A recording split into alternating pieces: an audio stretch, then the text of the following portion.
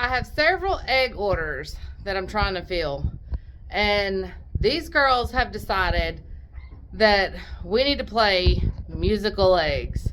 So let's look and see where all they've laid today.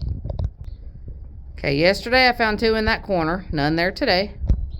I also found 1 right here, none there today.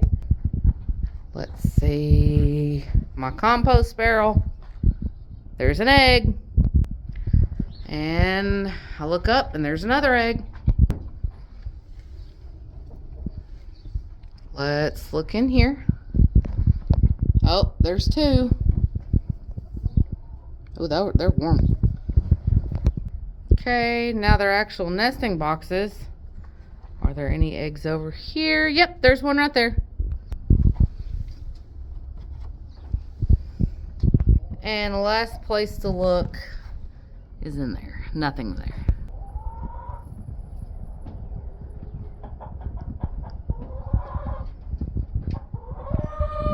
Guess she's changing her mind.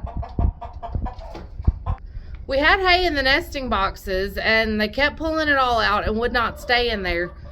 So they decided to lay in the big rubber tote on top of the broken down brooder box.